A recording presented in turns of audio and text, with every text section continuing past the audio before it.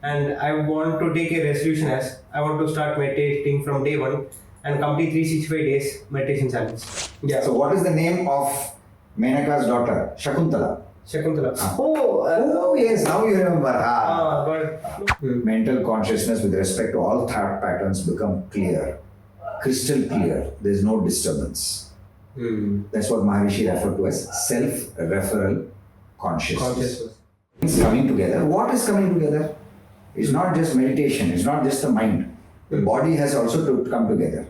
Not only the body and the mind. There must be something. There's a third element, which is your energy. So energy also comes together, which means your pranayama. So in a base sense, asanas, pranayama and dhyana. Without these three, you cannot establish in yoga.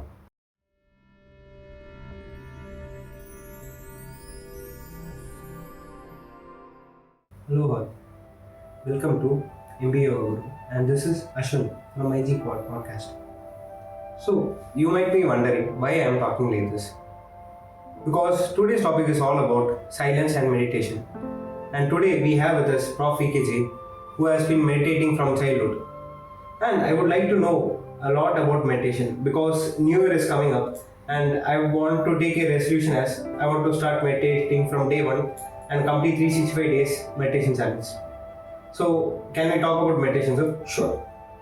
So let's start from the beginner's perspective itself. What is meditation? See, one, it is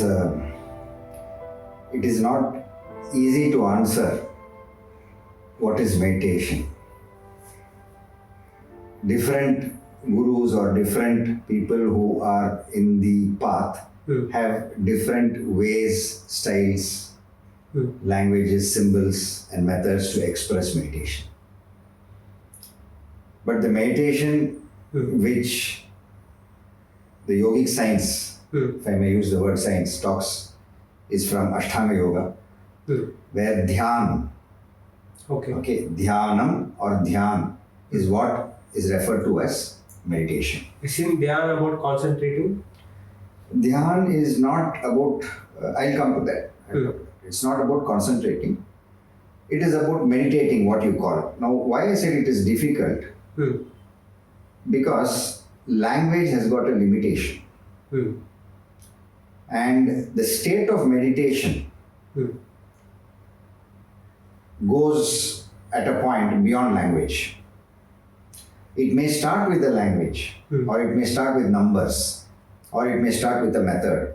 But as one progresses, the numbers or the methods, they have to drop off. So, yeah. Can we say that anyone who has been meditation knows how to decipher that language? It is, how can we say, it is like apurusha bhashya, or there is no language. The need for language is not there. You transcend that.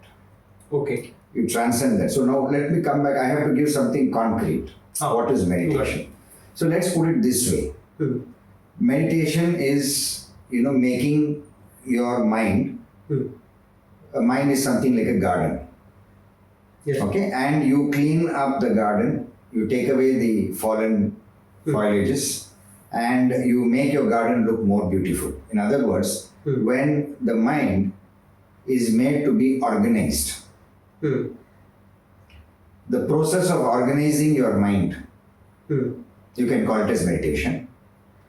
Maharishi Mahesh Yogi has another way to say. He says it is like self-referral consciousness. I couldn't understand. Okay, self-referral consciousness. So then comes, what is consciousness? Yeah. Okay, what is consciousness? So we can say consciousness, like if you go into the medical field and say the patient is conscious, patient is unconscious. So in that field, you say consciousness means awareness. Awakening. Awakening, or you're aware. You know what is happening.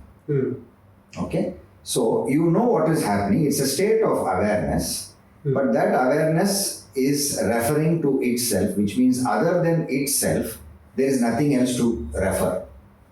Got it. Okay? Tattvam asi. Thou art that. Tattvam asi. Thou art that. You are that. What is that consciousness? What consciousness? Just this consciousness? No. The consciousness that is outside and the consciousness that is inside become one. It's like a pot. Okay, I'm borrowing all this. These are available in other books too, but never worry about the source. It's a pot. So there's air outside the pot and there's air inside the pot if the pot is empty. Okay. So how different is the air inside the pot from that of the outside? It's almost the same. Similarly, there's a consciousness inside the frame, inside the human frame, and definitely there is consciousness outside. So here the pot becomes the body, and consciousness is our mind. Consciousness is the presence. Okay. It is the presence. Now, what is the mind? We come to the next question. Like, what is the mind? So, Maharishi Patanjali, who is also the Amsam, or what you can say, avatar of Adishesha Perumal. Okay, and he's the one who has advocated yoga along with Yoga Vasishtha. So, according to Patanjali, when it is translated, he says the mind is nothing but thought patterns, and he defines the mind into 5 thought patterns. Okay. 5 thought patterns, he says. The first thought pattern, he says, is right knowledge. The second thought pattern, he says, is wrong knowledge. But still, a wrong knowledge exists. Okay. Then he says the third thought pattern is memory, all the memories. Okay. The fourth thought pattern is a dream or imagination or confusion, delusion or dream, the fourth thought pattern. And the fifth thought pattern, he says, is sleep. So sleep, delusion or dreams, all memories, the wrong knowledge which is in consciousness, and the right knowledge which is also in the consciousness. All these 5 are part of consciousness. So you break the consciousness or you break the human mind into 5 thought patterns, called as thought. So this is how he classifies it. Now, for example, I have a cup of water over here, right? And I'm sipping it, I have kept it back over here. Now, my knowledge is right with respect to the cup over here. But say, like one of the crew, they want to fill in the water, so they have taken the cup. Got it. It's not there. And we continue to talk. Right? So, the cup has gone. One of the crew members from there has come and taken the cup because to fill in the water. But I am thinking that the cup is here. Okay. Got it. So, in my mind, the knowledge that the cup is here, is it right or wrong knowledge? It is right long. It is right to my mind, but the fact, the truth, when I look over here, the cup is not there.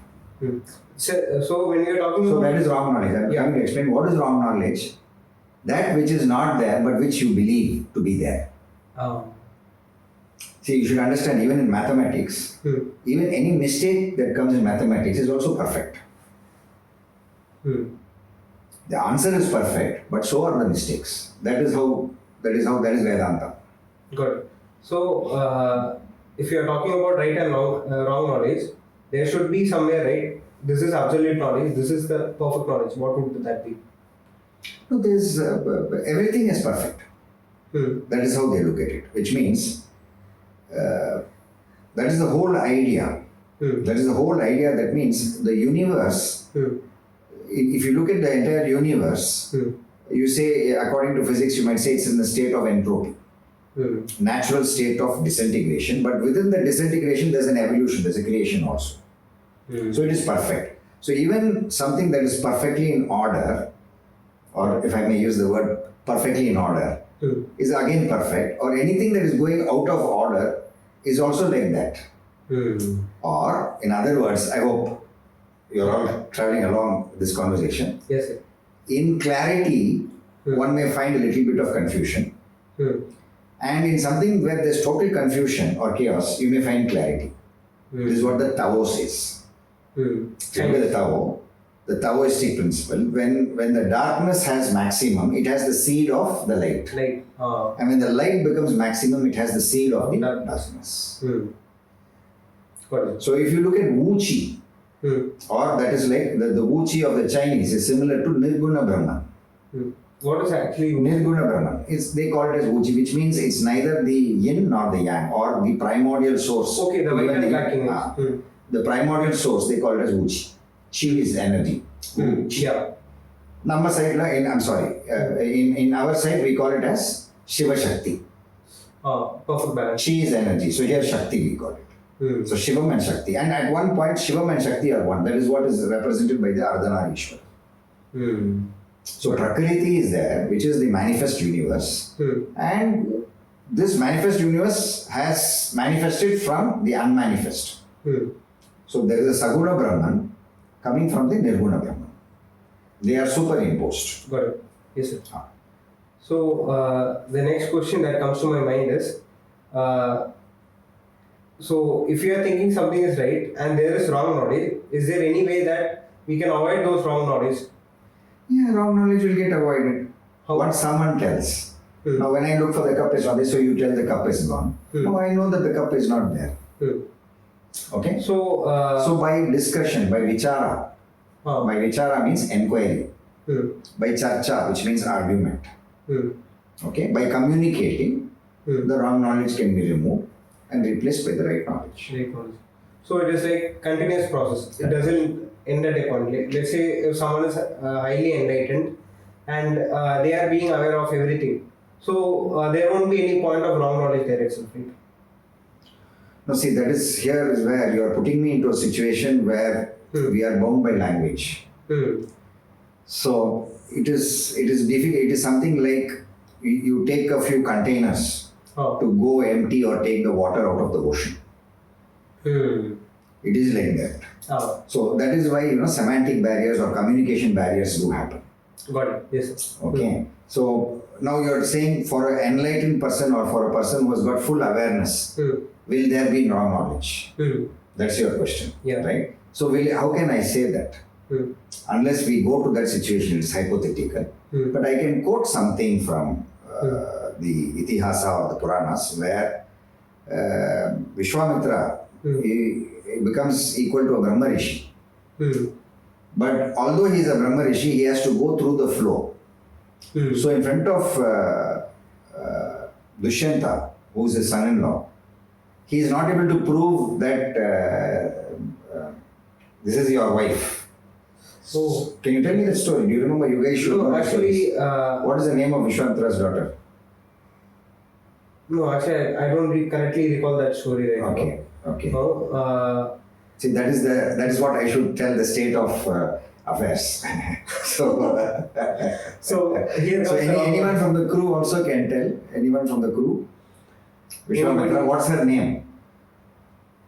Dushyanta is the name of the king who forgot. Yeah. So what is the name of Menaka's daughter? Shakuntala. Oh yes, now you remember. But no, actually, you youngsters, pity that girls don't have that name. So if Shakuntala name is there, fine. So okay. Anyway, no offense meant. See, this is what actually happens. I just recall the movie Shakuntala of Samantha right now. So I got connected. Yeah. So Shakuntala, because of a curse, the husband he forgets her. Yeah. And Vishwamitra is not, although being a Brahma Rishi, is not able to prove. So he has a right knowledge, he has everything, but he can bring that ring back if you go back into the story. Got it. Yeah. But even for him, there are certain levels. So again in the Itihasa Puranas, even Lord Krishna, who advocates the Bhagavad Gita, even for his battle with Shalva Naresh, as he is battling, who is a king of, he knows all the Maya Jal. Even Lord Krishna is caught by what we call as Maya for a few seconds. Why even Lord Hanuman, as he brings. So, the point is how quickly the resilience, how quickly they come back. Now, we talk about it in language quickly coming back in 2 seconds. Got it. But there are stories where Lord Indra is captured by Maya, where he goes through several janmas. And when he wakes up, it's just 1 second, but he has gone through several janmas. So where time ceases. Yes. Time is a mental concept, and even Einstein has said that. Make a man sit on a red hot stove for just few seconds, ask him how long, he'll say hours together.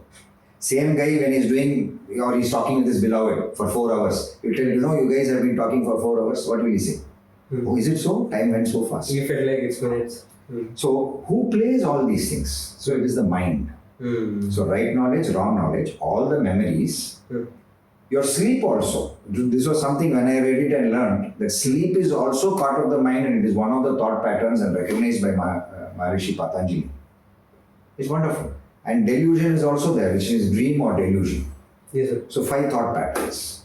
Hmm. So now organizing these thought patterns, right knowledge, wrong knowledge, memory, or putting it in shape. Hmm. So when everything is like in a mixed, when the pond is mixed, so you allow the dust to settle down, so it becomes clear. So meditation is that process. Any method, any process by which some might play golf, some might want to just sit quietly, some might just want to observe something, some might want to hear music, some might want to do japam. Yeah. There are so many methods, so many ways. Okay? So, but whatever be the way, when all the thoughts settle down and the whole structure of your mental consciousness with respect to all thought patterns become clear, crystal clear, there is no disturbance. That's what Maharishi referred to as self-referral consciousness. It's a beautiful phrase.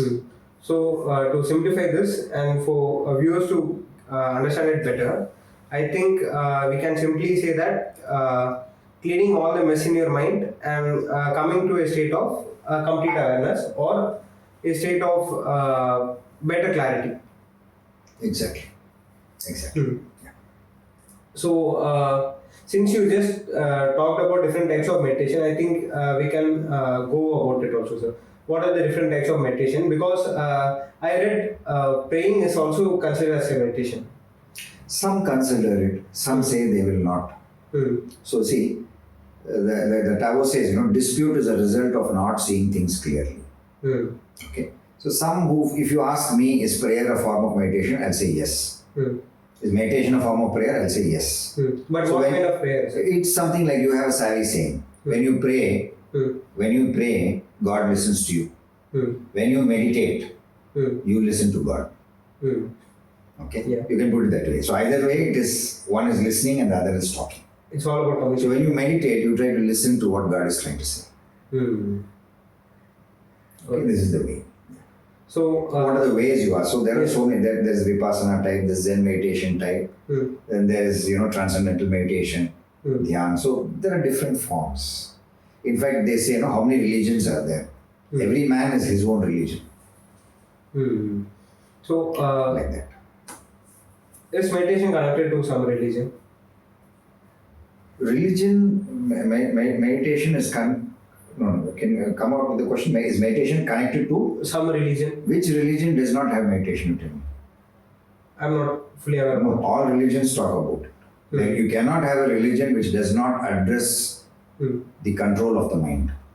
There is no religion that does not address or give a method for mind management.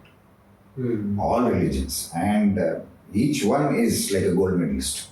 So meditation is completely universal. It is universal. It is part. That's why in Aṣṭāṅga Yoga you have the eightfold path, which is yama, niyama, okay, asanas, okay, pranayama, pratyahara. I would rather put pratyahara at the base, if you ask me, my personal feel, because pratyahara means emotional balance, discipline.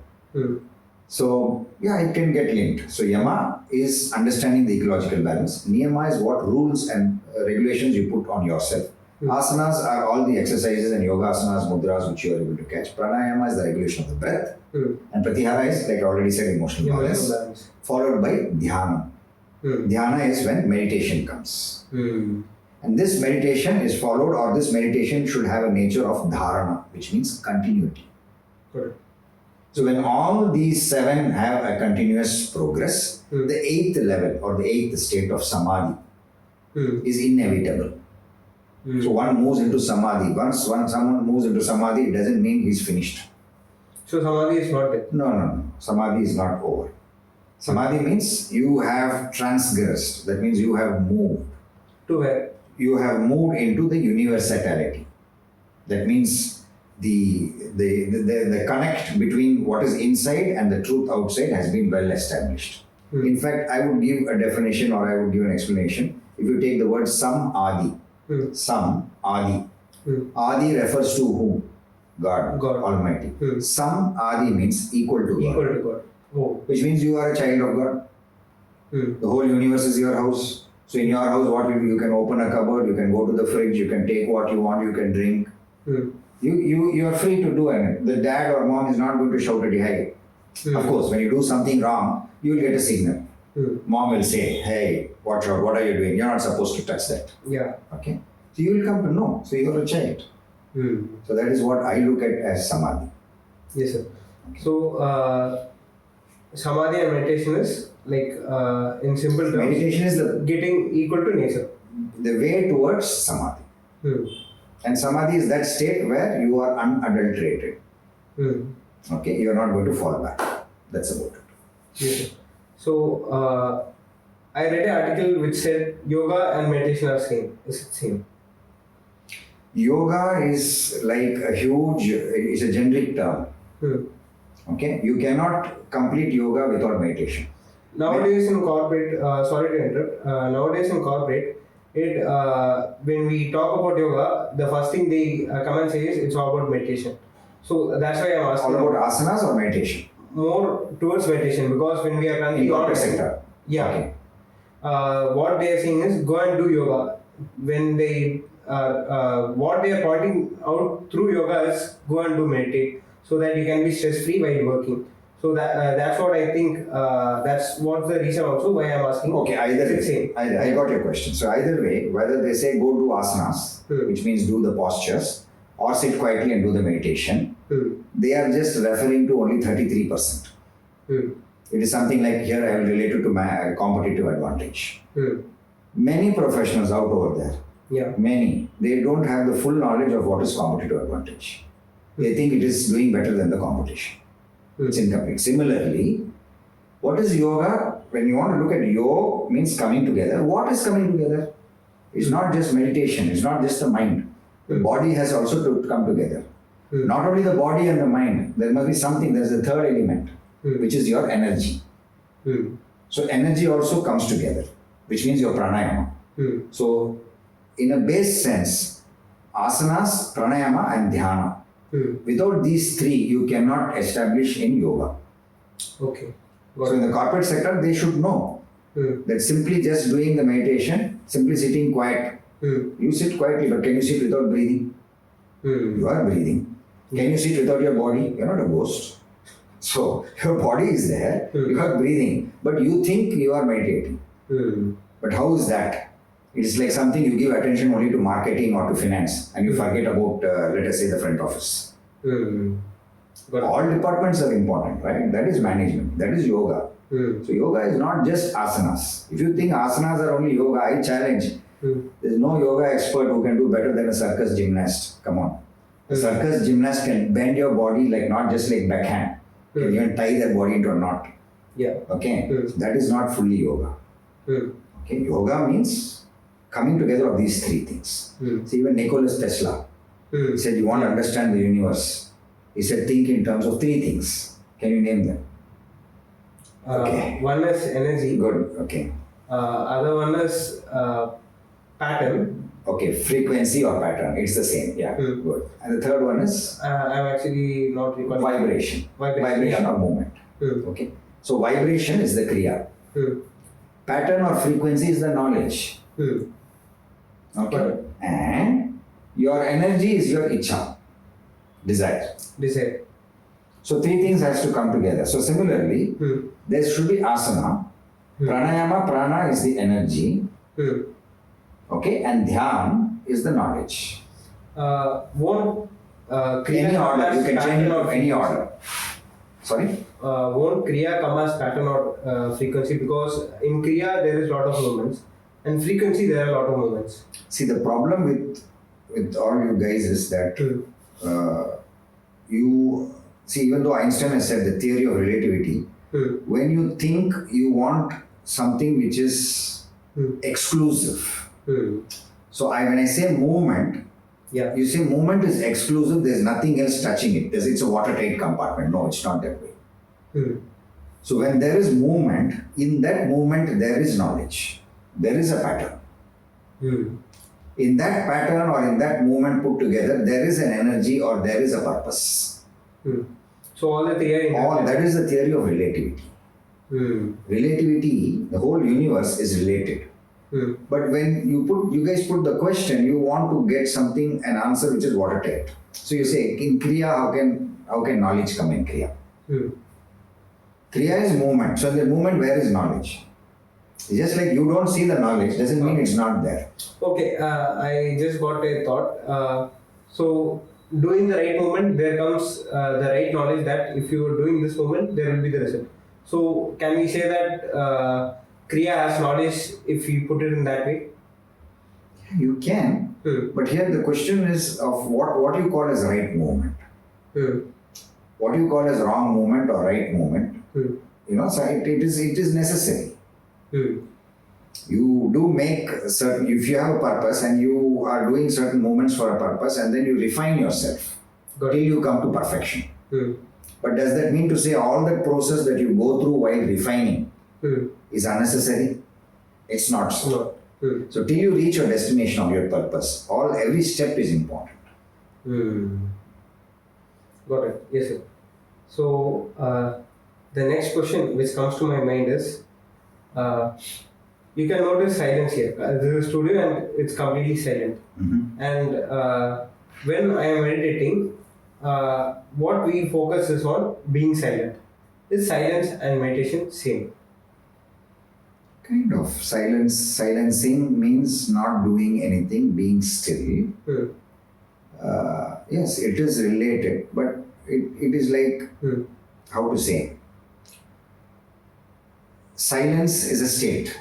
When we say meditation, we are referring to the practice of that state. Silence is a state, but meditation, when we say, it is the practice of that particular a state of stillness.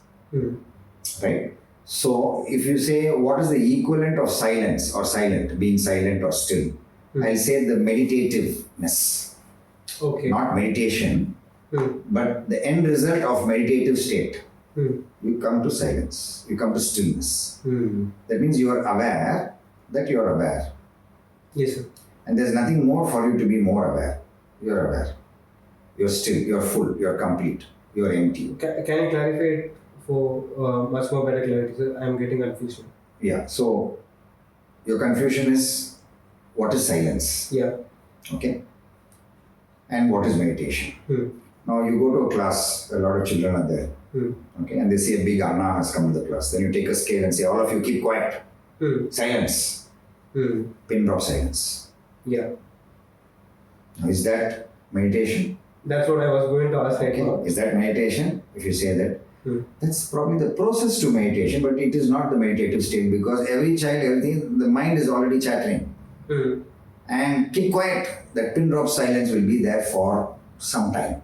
Then immediately one kid will move or someone will move or one will put up the hands up, may I go to the bathroom? Yeah. The silence gets broken.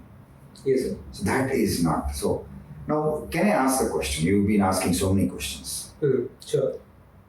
See, when you say this questioning, is silence meditation? Don't you see it is similar to is man God? Or is this cow and this cow the same?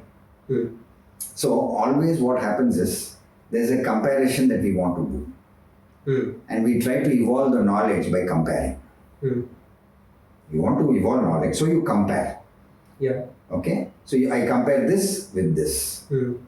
Why would you compare? Then how come you would know which is right or wrong? Okay. Again comes the question is, what is right or wrong? What if I tell you both are right?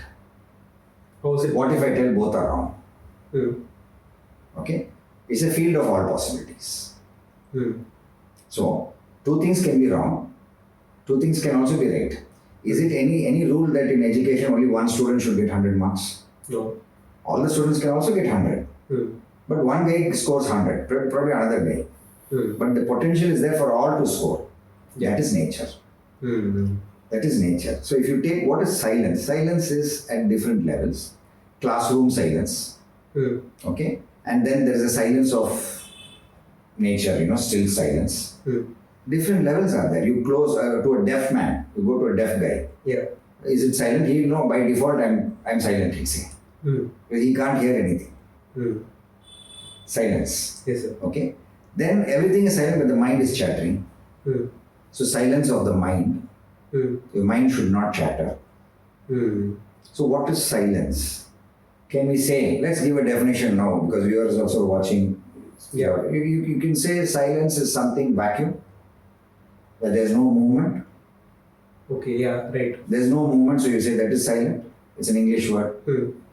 But silent. If you use the same alphabet, silent, listen. SILENT, you juxtaposition the alphabets, you will get the word listen. Got it. So if you listen, you'll know what is silent. Okay? So is that meditation? I put a comment. So what if it is meditation? So what if it is not meditation? Then Why are you caught in the language trap? No, just like you said, You should sit still first. First, instead of asking how Tirupati Laddu is or how a Margherita pizza is, first start doing the practice. When you guys start doing the practice, as you do the practice, you'll be in a position to understand. Then you won't have to ask me or ask somebody else the question, what is silent and meditation at the same? You yourself will know. You yourself will know. There's a difference between learning theory, but as you learn theory, you have to have practicals. Yeah. You have to have practicals. No practicals and only theory. Knowledge is incomplete. Hi guys, thank you for staying back with us till now. So you would have heard in this podcast how we discuss about meditation, silence, and Nikola Tesla's theory and even Einstein's theory. So this is not just the end here. It's a complete new beginning. Just like our motto, integrating knowledge and inspiring lives, we focus to inspire lives by integrating management, yoga and spiritualism in this podcast. And I am sure this will provide you much more beautiful values that can help you live your life to the fullest. Stay tuned with MBAyogaGuru. Bye.